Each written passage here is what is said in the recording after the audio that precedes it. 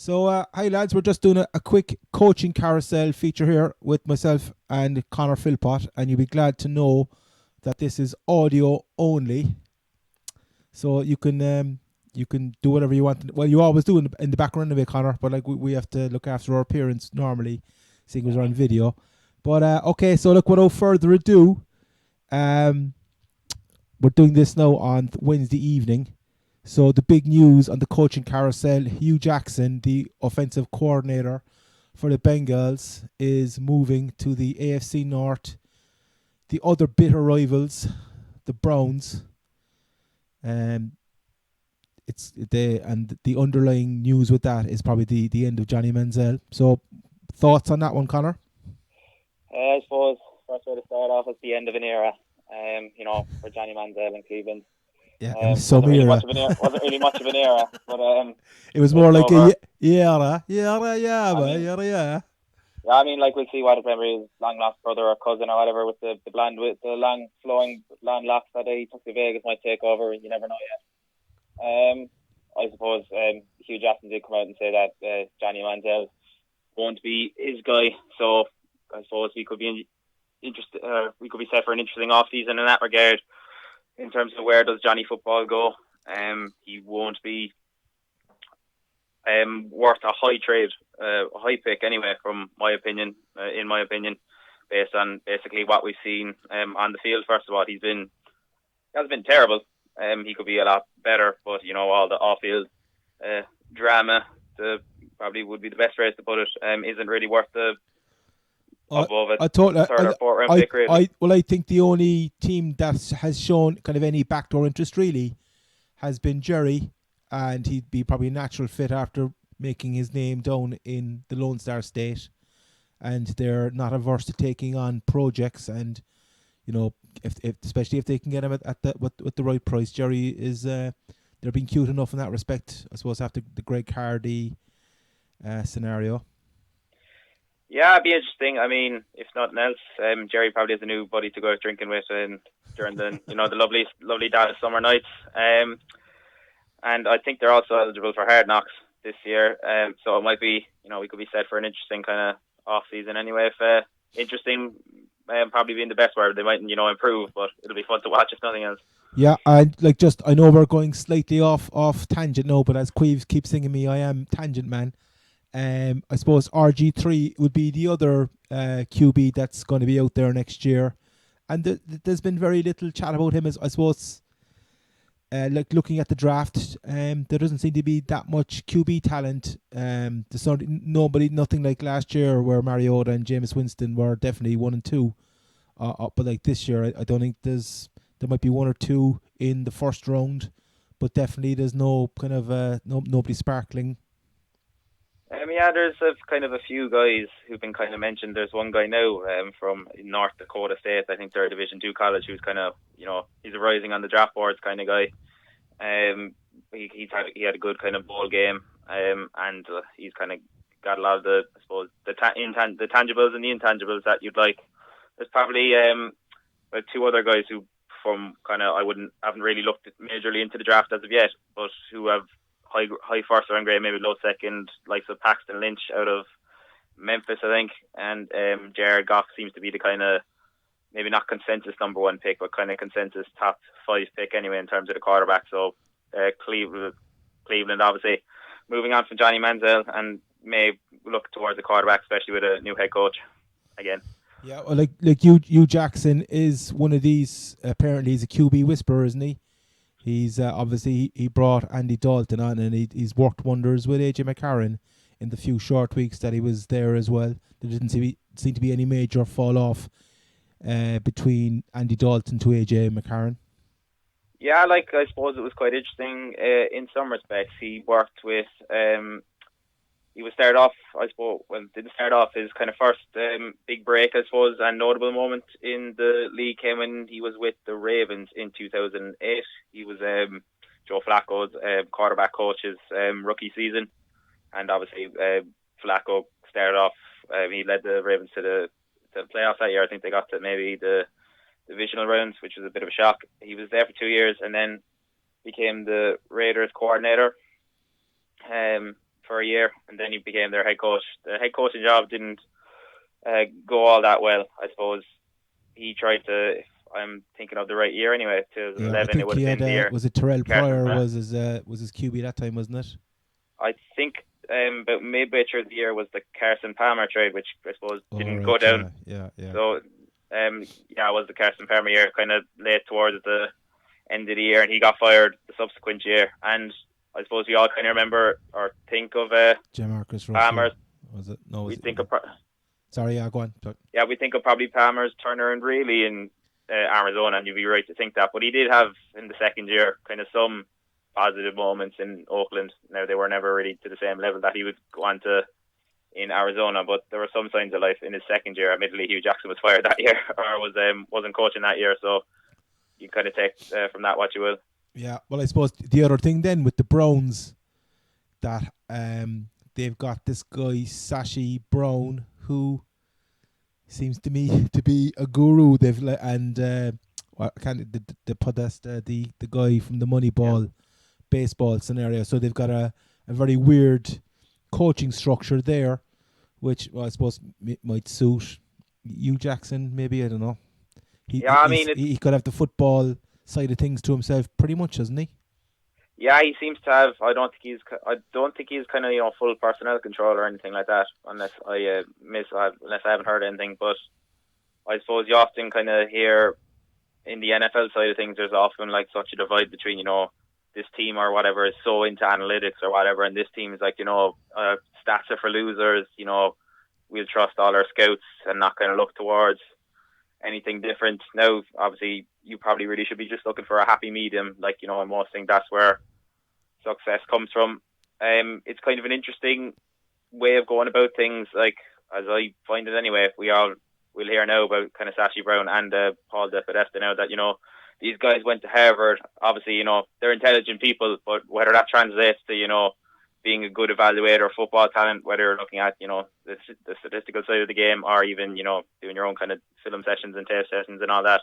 Yeah, and I suppose a lot of it comes down to the man writing the checks as well, Johnny Haslam. Is he actually just going to leave football to the football guys or to the guys in charge, or is he still going to be very, very much hands-on? I think he's got the Jerry role very much in mind there, but like he has no real background in the game, so he'd be better off at this moment just writing the checks and saying nothing really, wouldn't he?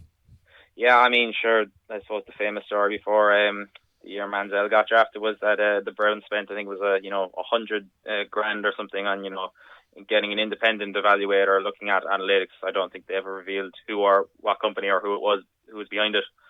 Was all the numbers pointed towards taking Teddy Bridgewater with their, I think it was the 22nd pick, because everybody was undervaluing him, and then Haslam met, I think it was a hobo or a transient or something along the street who told him to sign Johnny Football. So he might be better off listening to the numbers guys again. Yeah, well, I suppose how much did he give the hobo then for that? Yeah, advice? I know. So that's the Browns done and dusted, and as usual, we shall just wait. I suppose it depends. The usual story when a head coach comes in, he changes all the position coaches, or is he going to hang on to some guys? That'll be an interesting one. Okay, moving on to the Giants. So you've got, I suppose this is one of the blue chip coaching jobs. Tom Coughlin got booted after, I think, 12 years and 2 Super Bowls. Now, in fairness, the last couple of years haven't been his most striking, but the media in New York make me laugh. They've got the daggers out for him the last 2 years, and then when he's gone, he's the greatest guy ever. And why is he going? It's mind-boggling. So who are the candidates for this job? There's talk about Ben McAdoo. Obviously, they've changed their OC there a few times. He's been in there now. I think this is his second year, isn't it? And they're talking about not changing the system again, because how many times will they change the system that Eli Manning is just going to have to rehash the whole thing again? Yeah, I mean, I suppose if you're kind of looking at it in a lot of respects, it's more than likely going to be Eli Manning's last coach if it proves to be a success. And even still, I think, is he 32? I think it is. I'll look it up there in a second. I think Yeah, I think 35. Sorry. 35. Yeah. Yeah, geez, I didn't even realize he was Yeah. that old. Like, I mean, looking at, obviously, Peyton Manning obviously kind of broke down probably about that, not too dissimilar in age, maybe give or take another 3 or 4 years. So you kind of wonder how many years of prime Eli Manning do you have? Do you really want to be kind of looking towards changing your offensive system again? Again, I would probably be in favour of keeping Ben McAdoo around. Whether that or not that is as a head coach is probably open to debate. You're always kind of wondering, especially with a guy like McAdoo who doesn't have head coaching experience. You're kind of going on feel and like you're projecting something like that you want to see if you're the general manager there. You're kind of hoping he'll grow into something more or grow into the head coaching role as opposed to evaluating what he's done in the past. But like McAdoo is on, like he would be, I think he might be a year younger than Adam Gase, so he would probably be one of the youngest head coaches around, certainly. And in looking at his 2 years I mean, obviously, it probably would have made a lot more sense if they said to Tom Coughlin, look, why don't you just go up as a kind of a director of coaching kind of a role and leave McAdoo kind of start taking more control of the reins, maybe. Would that be, or that's could be still on the cards. But certainly the way when Tom Coughlin, when he walked away from his press conference, he certainly seemed to give Mr. Marr a bit of a snub. There was a few gifs going around on the internet there. Yeah, I mean, kind of all places where you really wouldn't have expected a kind of head coach to kind of go in such kind of, acrimonious circumstances. It probably would have been, New York would have been top of the line really, aside from maybe New England with Bill Belichick. Like, he did seem to have a good relationship with the owners there, the Maras, and the New York media probably has a bit of a love-hate relationship with him a bit in some respects. Obviously, they were kind of pushing for him to be fired the 2 years he won the Super Bowl. But the fans are very much on his side.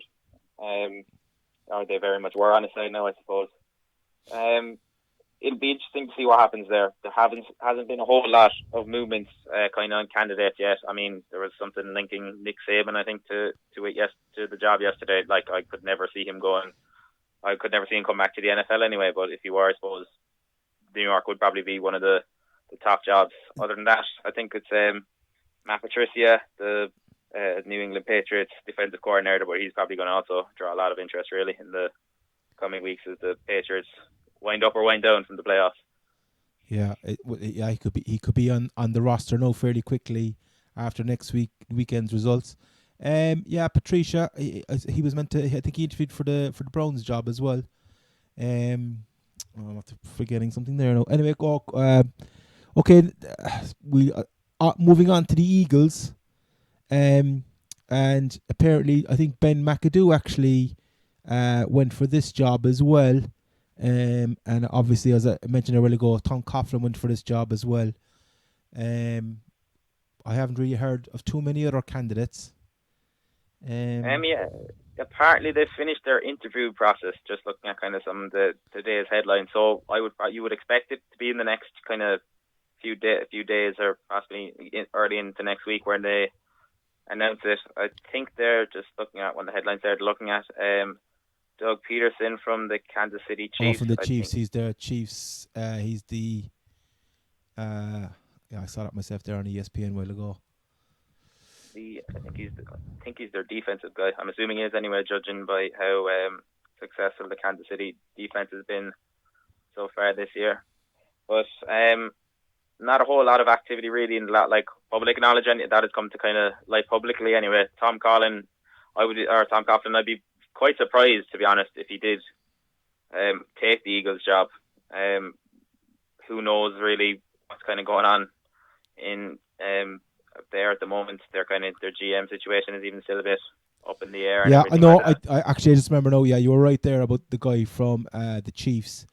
Apparently, he worked under Andy Reid, and obviously he went from the Eagles. He followed him back over the country, but he actually came from. I think Andy Reid came originally from Green Bay, as Andy Reid was a quarterback coach, and your man was quarterbacking in Green Bay at the time. So he just seems to have followed Andy Reid kind of around after a year or two. So obviously, I think we discussed that there last week. A lot of times when they go back and forth from one type of coach back to the next, so it's kind of back to the Andy Reid mold for the Eagles. Okay, so the other one of the other kind of say you have said 2 or 3 years ago it would have been a prime job, and now it seems to be a complete car crash of a club would be the 49ers. So obviously Jim Tomsula was there for a year. Jim Harbaugh gave him the old the old the tweet of death, saying good luck to you, like karma, what comes around goes around. Tom Coughlin went for the job there as well, and that's a real head scratcher. I couldn't see him landing up there in a million years. But who else is going to go there? Yeah, I mean, there was some talk, I think, early last week about Chip Kelly kind of being interested in there. When you kind of look at their roster, there's probably not a whole lot of talent. Obviously, we remember all the slew of kind of retirements, and just guys being traded away and everything like that in the last few years. Now, obviously, they do have a high pick coming into next year's draft, considering how terrible their season went this year. And you kind of wonder. Obviously, we probably did kind of overestimate how good kind of Colin Kaepernick was, but he's kind of he'll have a long time off from all his surgeries. I think his shoulder surgery and I want to say wrist surgery, but I could be mistaken on that. Yeah, but I suppose it kind of brings him back, because like at one stage we were writing him off completely from the Niners, so like the door is open for a certain extent. But I think, does he have 1 year left on his contract there, or his contract finish? Is his contract finished this year? I think his he's like I can't remember how long his contract is, but he's so many years on relatively big money before it's kind of non-guaranteed and things like that. Yeah. Obviously, yeah, he signed a 6-year deal. It would have been last year, I think it was, or it was 2 years ago, sorry. And going into next year, I think it is that it's no longer guaranteed, or there's kind of certain ways you can kind of make it so it's not affecting your cap hit too much. Chip Kelly seems to have been the main guy kind of linked there. Or last week he was anyway. Whether or not he takes the job is probably open to debate. I would be quite surprised if he did. Yeah, well, there was talk about your man, Mr. Cotter. Yeah, he impressed. He went for the a interview lot there apparently. But I would say that do you reckon he's going to be home and hosed for the Bucks? Yeah, I mean, like I think we said it a few weeks ago, that's like probably the only situation where Lovie Smith was going to get the boot, was if Cutter kind of started being interviewed around a few places. The 49ers was one of the jobs he did interview for, and if he started impressing, then the Bucks were possibly open to pulling the trigger and promoting him or giving him a greater kind of involvement over things. I suppose from the Bucks' point of view, he has been a head coach before in college. He was head coach at Boise State for 2 years in the late 90s going into 2000. And then from 2001 to 2006, I think he was the coach at Arizona State. So he does have that kind of head coaching experience that I suppose a lot of teams kind of look for. Like you don't really want to be hiring a guy in some ways who's kind of you're projecting to whether or not he could be a head coach or not, and if he has those qualities. How kind of happy or excited I'd probably be for it is kind of a bit open to debate. I kind of was surprised how good their offensive performance was over the course of the year, but I suppose it would be difficult to deny that the Bucks did struggle at times, particularly I suppose when the lack of a better phrase, kind of when the game started mattering, kind of in the last 5 or 6 weeks, the Bucks did kind of they weren't able to get it done. But I suppose the only thing is, like, a team needs a certain amount of continuity, doesn't it? I think the obviously the Bucks are on an upward trend. We've spoken about this before. So I would only if they get a good defensive coordinator in there, I suppose, and sort out that side of the ball, because certainly he seems they have enough on the offensive side to get things done.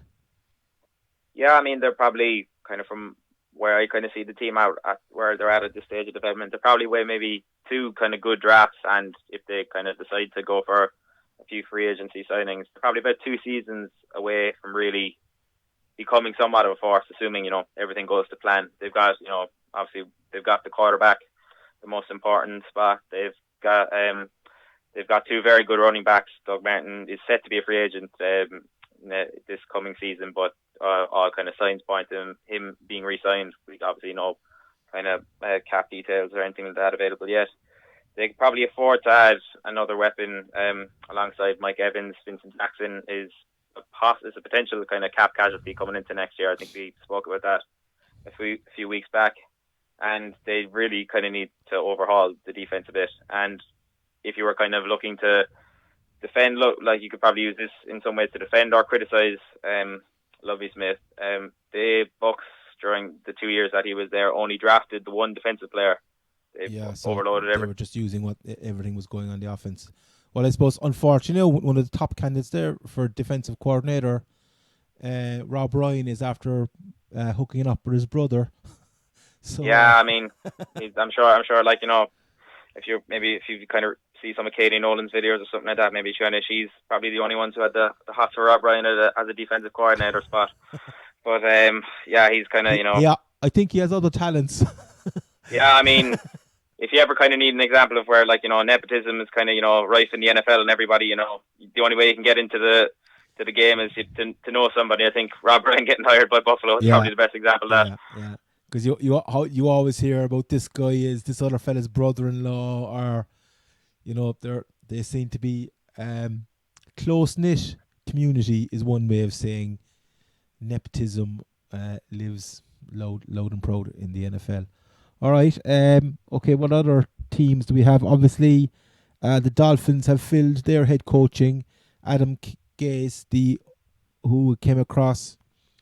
Who was the offensive coordinator for the Bears after being sacked the year before from Denver. So he's taking over in the Dolphins, which is probably another one of those poison chalice type of jobs. Yeah, I mean, they've kind of had a mixed kind of few years and kind of mixed few seasons, really. Gase is obviously, he's still a very young guy. He's only 37. But he's been kind of working in the league for a good 5 or 6 years now, mainly in Denver, as you just said. It's going to be interesting to see kind of what decisions he makes going forward. They fired their general manager there as well, if I remember right. So they have kind of, some decisions kind of to be made, probably on offense. I'd probably be in favour of kind of continuing with Ryan Tannehill. But, others might kind of, disagree with that. Yeah, well, I suppose the thing is, he signed a $100 million contract, I think, 2 years ago. So they're not going to swallow that. And for me, I think the jury is still out on Tannehill. He doesn't really excite me as a QB stroke manager. He just seems to have a kind of a spoiled brat type of attitude. Sometimes he just doesn't seem to, as the face of the franchise. He's got the pretty boy looks, but he doesn't seem to have the respect of his players. Or for me, he seems to be too self-absorbed altogether, Yeah, I mean, it's kind of, I suppose you can kind of look at it in kind of a lot of different ways, really. Like, in the next season or two, they've got some kind of decent enough weapons on offense. They got some good receivers. They really need to rebuild the offensive line because it is absolutely horrendous, and it's kind of been a factor. Like, I can remember seeing kind of some of his plays would have been back in 2013 when the offense was kind of, it was bad, but it wasn't. It certainly wasn't in the state that it's in now, and he did kind of seem to show some progress, but they've really kind of struggled to kind of have any sort of consistency on the line between injuries and just poor player performances, because they kind of have a lot of good kind of components on the defensive side anyway. They've got some tremendous pass rushers. Obviously, we all know about Ndamukong Suh moved over last year. Cameron Wake, of course, had a bad injury this year, but Olivier Vernon, who actually I just realised... I think as Cameron Wake, is he a free agent now, or is that... Vernon is, I think. Vernon definitely is. I think Wake's good for another few years yet. Yeah. They just probably... They need, give him another, maybe Gase will probably... He should get 2 or 3 years anyway. Joe Philbin was there for, was it 4 years, I think, in the end, without really doing anything of note. So he will probably get time. He'll obviously he has the experience on the offensive side, working in Denver with Peyton Manning and the lesser man Jay Cutler in Chicago. But their overhaul really needs to be on the defensive side and the offensive line for them to kind of progress. But we'll see kind of how it goes next year. They'll probably have a relatively easy schedule considering how bad the season Well, finished. I think that covers all the teams apart from Tennessee, I think. Obviously, well, Tennessee. Apparently the news there. Obviously, Chip Kelly would look on the face of it seem a good fit, having been Mariota's manager coach in his time with the Oregon Ducks when he was in college. But the other thing, I think, what I'm just looking at the sites there, where they go, they sacked their GM as well, and I think they want to fill the GM position first before they get a head coach in. So we'll see. Thoughts on that one? It'd be kind of interesting. Like, I know they actually interviewed one of the guy who's kind of highly rated by the Bucks, their pro personnel director. He's also kind of spent time with the Patriots, a guy called John Robinson, and he did seem to be kind of getting some looks in for that job. Again, they do need a bit of a roster overhaul. Obviously, they end up with the first overall pick in the end. So, first and second picks kind of back-to-back years, you're not really, no one's doing their job there. Well, I would say is probably the best way to phrase that. And I suppose that's getting those picks right is usually pretty easy enough, isn't it? And most guys can get the first one or two picks right. It's the 5, 6, 7, and how you kind of deal down there to jump ahead of the queue is the way to go, isn't it?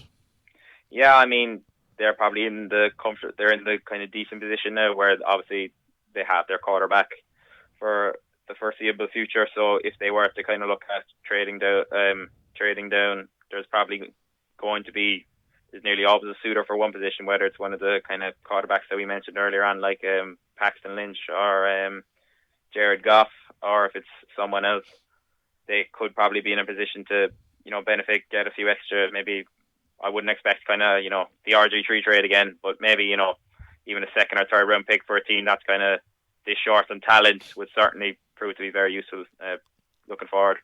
Okay, the one other coaching position which could be up for grabs shortly would be the Lions. I would think they've just got their new GM, Bob Quinn, who's out of the Patriots tree, and so we'll wait and see what his MO is going to be. I don't think he just said we'll wait and see. He didn't make any assurances. At least Calder didn't get the dreaded vote of approval, whatever, from the board, which is usually the death knell, isn't it? Yeah, I mean, I suppose looking at Detroit's off season with all the there was some talk last week about Calvin Johnson perhaps retiring. They could be kind of set for an interesting enough off season. I suppose we kind of remember them like last year for having quite a poor start, and they kind of rallied to a respectable losing season. They ended up at 7-9 or something like that. They started off 1-5, 1-6 was it? Yeah, I think it was. It was 1-6, and they kind of they rallied well to win 7 of their last 9 games or whatever it was, or 6 of their last games. Excuse me. It'd be interesting to see. They have some talent there. Obviously, we're not too far removed from the playoffs last year. When a questionable few calls that went against them, could have seen them playing Green Bay in the divisional round of the playoffs. And yeah. Okay, and the other major coaching question on everybody's lips: what happened to Bill Belichick and his black eye? Yeah, I don't think I'd want to find out, because I'd like kind of the classic you should see the other guy. I want to see the other fella. Exactly, you took the words out of my mouth there. The bowl Bill was up to no good, as he always is. Yeah. Is that a scurrilous rumor? No, I mean, sure. There's no smoke without fire. When it comes to Bill Belichick, you kind of Yeah, and you expect the worst. Like you expect the worst with a guy like him. It's probably the best way to put it. Was it a kind of a Fergie scenario where it was like a boot flying in the other direction this time? Yeah, well, that's Tom Brady. Whatever gets, he's a dude with Ugg boots still. I think so. Yeah. You never know what kind of boots are flying around that dressing room. All right. So thanks very much, Connor. Look, I'll tell you what we'll do. We'll have a quick word about obviously myself and Quee will be doing the picks. We'll just ask you what you think about who's going to win this weekend. I basically just have a one-liner because I think we're up to nearly half an hour at this stage. Yeah, As no matter. always, time flies when I'm speaking to you. So Yeah. let me see. AFC, first game up. The Chiefs playing the aforementioned Patriots. Yeah, I think you gotta Edelman go for the Patriots. Edelman will be available apparently. Yeah, it seems most of the big guns for the Patriots are going to be healthy. I think they're favoured by about 5 or so at the moment. Now that line can change, obviously. You got to go with the Patriots, I think. Obviously the Chiefs had, they're is it on a 12 win streak? I think it is now. But I mean, why wouldn't you go for the Patriots? Is probably the best. They didn't beat much last week. In fairness. Yeah, I mean, we were all expecting, the Chiefs to beat the Texans, really. Yeah. And it's almost like you'd have to convince me why the Chiefs could do it. I respect their defense; it is absolutely superb, but I couldn't really see them causing a whole lot of problems on offense, aside from perhaps Travis Kelce. Yeah. It could be a nail biter, but I would probably the Patriots at -5. I think is the line, so I'd probably agree with that. All right. Obviously, the next game, there's a big question mark about injuries, about Antonio Brown of the Steelers and Big Ben. If they're going to play, they go to the Broncos. And Peyton Manning is going to be starting there, it appears. So how healthy he is another question, I suppose. You'd have to favour the Broncos here, would you, on home ground? Yeah, I mean, the kind of injuries the Steelers are facing, it basically kind of would sway you there. I mean, an AC sprain, I think it is, in his throwing shoulder, or torn ligaments as well, I think, for Ben Roethlisberger. There's no kind of good way of swinging that. And we've seen kind of Big Ben kind of, fight through a lot of pain and injuries before, but to perform at, a level to beat the much vaunted Broncos defense is probably something else entirely. And, it'd be kind of nice, I suppose, in some ways to kind of see, when Peyton Manning's at his worst, that, he actually pulls off a win in the playoffs, when he can't do it. I suppose Aqib Talib is no Vantes perfect either, is he? Well, he's kind of Aqib has had some problems with taxi drivers back in his Tampa days, getting in a few skirmishes. But other than that, he's been a good guy on the field anyway. Yeah, well, apart from the gouging. Yeah. We won't say nothing about it. Okay, I think obviously the matchups on the NFC side look way more promising for good games. I'm not saying last weekend's games, obviously the two middle games were, from my point of view, I love that defensive, grinded out football. Maybe it wasn't the most sparkling, but obviously the weather had played a big factor as well. But the Seahawks travelling down to the Panthers. Yeah, it's going to be an interesting one. You kind of wonder how much does playing in that, freezing cold weather. Obviously they're going to be they're away again this week. How much does that kind of take out of you? It's a short week as well. I think that game is on the Saturday, I think, isn't it? Yeah, that's the Saturday game, I think. So, 6 days recovery. I mean, I'd assume they didn't even go back. I'd be surprised if they went back to the West Coast. You've a short recovery. You're playing in they were playing in conditions that were completely unfamiliar to them. It's got to kind of take a bit of wear and tear in the body. I don't remember any kind of significant notes on the injury report, except perhaps, I haven't heard anything about even Marshawn Lynch kind of I think back either. I think Marshawn will play this weekend, but I suppose the abdomen is, that is that especially when a guy in his position, if you were saying, I suppose any part of your body when you're a heavy duty running back to that, it's going to take a big pounding. And this is going to be a very, very physical game against the Panthers as well. But I just have I think the Seahawks can do it down there. They've won 4 in a row down there, and that team holds no fear of them whatever, irrespective of the result that happened in the clink earlier on in the season, and we saw how what happened in the regular season doesn't always reflect when it comes to championship football either. No doubt about it. I mean, kind of, we all remember how great the Panthers rally was in the fourth quarter of that game, but kind of in his, what's probably going to be his kind of MVP season, kind of Cam Newton's performance for the first three quarters of that game wasn't exactly stellar. So it'll be interesting to see kind of what challenges the Seahawks can bring to Newton again. Obviously, their defense has kind of come on leaps and bounds again after some early season struggles down in Seattle. So I would probably take the Seahawks in this one. I know the Panthers were 15-1 and everything like that, but the NFC is just really kind of so tight. I suppose it's a new competition. The league is over. It's championship football. No, lose and you're out, and that's the end of that. I suppose it's a new mindset. Okay, and the last game up for grabs. The Packers are travelling to the Cardinals, and this is another rematch of just a few weeks ago, where the Cardinals put 30-odd points on them and the Packers were abject. Now, lo and behold, last weekend, they discovered their attacking flair, the Packers that is. Now, I think Devontae Adams is injured, so the first time he actually shows any kind of attacking acumen at all, he gets injured. But Eddie Lacy was back to his old self last week, and I still think the Cardinals will be just too strong for him, especially after having a week off as well. And the maestro Bruce Arians should have been mulling over exactly what's what.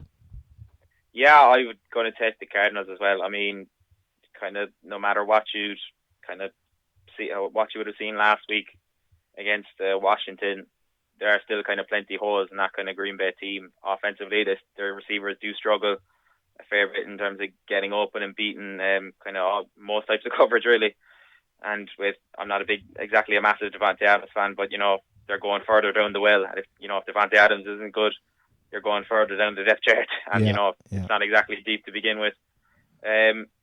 Obviously, the loss of kind of Matthews probably been the big figurehead in recent kind of times for the Arizona Cardinals. Aside from that, I wouldn't say it's totally meaningless, but late season loss to the Seahawks.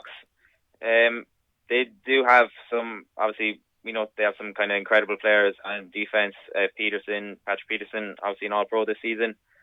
They've got some fantastic kind of linebackers and defensive linemen like Calais Campbell, Deion Buchanan, kind of forming that kind of nice dual role now, kind of linebacker / safety that seems to be kind of propping up into the league every now and then. And what else is really left to say about their offense except oh my god, it's just they've all over the shop. They've threats, and obviously, like Chris Johnson had a great start to the season. He goes down, and what's his name?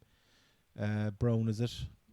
Dave Johnson. Dave Johnson comes in, and he was just twice as good as Chris Johnson was, which is unbelievable. Yeah, and like they're kind of while you could easily make a kind of convincing argument for like Carson Palmer to be MVP as well, and the kind of ridiculous talent that they have in Arizona at wide receiver, and what both Bruce Arians, their coordinator, Harold Goodwin, and Bruce Arians, Goodwin and Palmer have kind of been able to put together in the last kind of season or so has just been kind of phenomenal. So you got to really favour them, even if I do think the Packers defense is kind of somewhat underrated this year. I've got to take the Cardinals of that. Okay, all right. As usual, we've gone on and on and on. Thanks very much, Connor. And yeah, no problem. We'll talk to you again shortly. All right, cheers. Nice one, buddy. Right, Thanks. Thanks, good.